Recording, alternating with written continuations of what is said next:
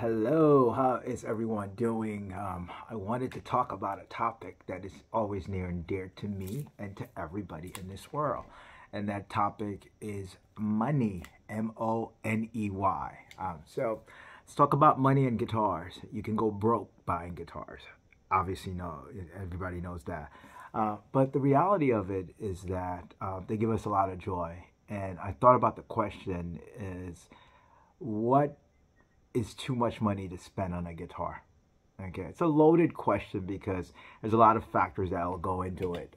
So let's talk about some of the things. So before I come up with a number, let's talk about some of these factors. For me, the first and the most obvious factor is where you are in terms of your financial status, just in terms of, what kind of a job do you have? What kind of other obligations do you have? Things of that nature. Do you have kids? Do you have a mortgage? Car payments, all of that fun stuff that we call life. Because, unless you're a professional musician, and even if you are, the money I decide to spend on guitar is what I term as disposable income. That's money that I gear towards it after, this thing called a house and life and kids and things like that gets taken care of. So that's how I decide to spend my money. It's not cars, it's not jewelry, it's not anything else, it's guitars. So one, that's what you have to do. Look at your financial status or circumstances. And based upon that, that's a good starting point. So that's the first thing.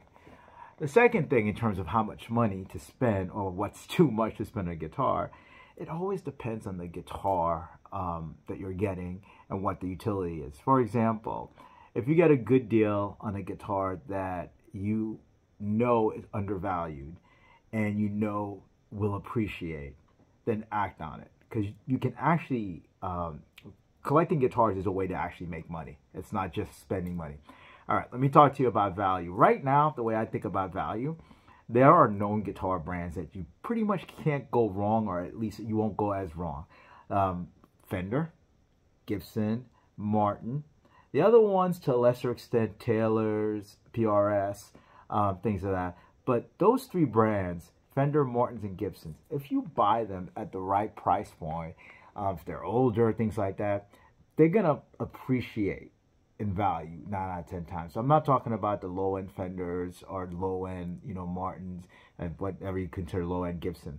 If you know what you're looking for and you get the right one of those three brands, you can actually use the purchase as a way to actually build, financial stability, and it's an investment tool in and of itself. Now, where you run into problems or challenges, and it's kind of funny that people who actually buy these guitars, they're the uber wealthy and they don't really have to consider anything like that. When you start talking boutique guitars, the first person to buy a boutique guitar takes the hit, period. So if you go to Acoustic Guitar Forum, you see all these builders. I'm not talking about just like the Froggy Barton, Santa Cruz.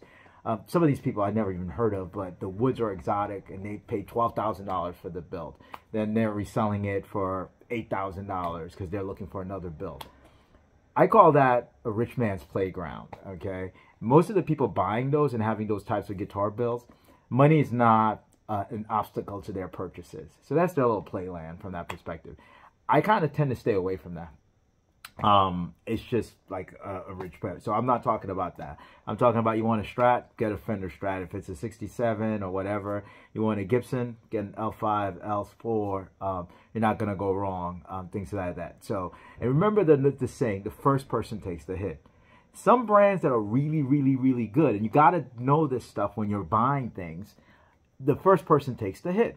For whatever reason, GNLs do not have a high resale value. They're great guitars. And especially the USA GNLs, they're not cheap. So Leo Fender didn't make them that much cheaper than a regular Fender. But the first person to buy those things takes the hit. Even my Heritage. If you buy a Heritage new, first of all, they don't come up for a lot of resale just because the people who purchase them tend to keep them. But it just doesn't have the same resale as like my Gibson ES339 or my 175 and things of that nature. So know the brand history, and things of that nature, and you can go, your buck will go a lot further, let's put it that way. So you can't go wrong, I think, if you buy a good Fender, if you got good Gibson and good Martin, period. So that's one thing to think about. So those are all considerations to think about. Your money status, the guitar that you're going to buy. Also, the purpose kind of matters a little bit. If you're a professional musician, on the back end for tax purposes, it could be used as a business expense. So depending upon, we're not dummies. We're maybe musicians, but we're not dummies. So there's that possibility. So those first two criteria, knowing your financial status, knowing the brand itself and the purpose of that. And a third thing that's going to go into the determination of whether or not you buy it is the manner in which you're buying it. And by that I mean, if you're buying something, but it's almost like a border, like trade-ins basically, think of it that way. If you've got other equipment that may have appreciated or you don't use, you're not using it, so there's some value in it, and it's Guitar Center or you're buying it off of a merchant, and you can do a trade to lower an item that's like $1,500 to $750 or $500 or things of that nature. By all means, leverage what you have. Okay, and that goes without saying. You can't hoard everything. It's almost like one of those things like you're only one person. There's only one car you can drive, one bed that you can sleep in, and really, even though I have a lot more, only one guitar you can play at a time. So that's the thing. So let's get to the million-dollar questions. What's my personal sweet spot, and how did I develop that? But wait, before I get to that, remember, this is one of the dangers of guitar buying, is the price point of good guitars has gotten so good, to be honest with you. It allows us the opportunity to own a lot of guitars. I own one cello, and my cello is a student level J Hyder cello that's worth $5,000. That's a student level cello for $5,000. If I had $5,000, I easily could buy 10 guitars, 5 guitars, maybe 7, whatever. All right. So remember, put the price of the guitars into perspective of other instruments. But this actually hurts us on the back end. I think it's so easy to get into guitar acquisition syndrome, aka gas, that all our time is spent buying guitars and thinking that another instrument is going to make us play better. And, quite frankly, I learned a lot when I didn't have a lot of guitars. I had like 1 or 2 guitars, and I just played the hell out of them things. So be careful about that stuff. But anyway, let's go back to the question about what's the sweet spot. For me, I believe the sweet spot for guitars that are high-end and that I'm looking at is between $2,000 to $3,000 for me at the stage that I am at in my life. Doesn't mean every guitar is at that level. It just means that if I'm going to spend on something that I consider high-end, that's how much really I'm going to pay for it. Have I paid more? Yes, I have paid more for that, and I've paid a lot less and gotten deals. But that's my sweet spot, and there's a couple of things that go into that spot. Most of the guitars that I like, new, they might be, they might be say $3,500 to $5,000. That's kind of like brand new like that. So just by virtue of the fact is I don't really buy a lot of new guitars. I buy mostly used guitars. I scour and I do my research. I know what I'm looking for, and I look for value. Let's just put it that way. But that's my sweet spot. And if you can think of if you're buying a used guitar that maybe hasn't skyrocketed and that's sold for $3,700, you can probably pick that up, depending upon what it is, $2,500, $3,000. And sometimes it starts going the other way and it appreciates. But that's my sweet spot. Now, the sweet spot for me, I think that you can buy a really, really, really good quality instrument for is between that $500 to $1,000 range, especially arch tops. So if you're talking about arch top guitars, there's so many good arch top makers right now.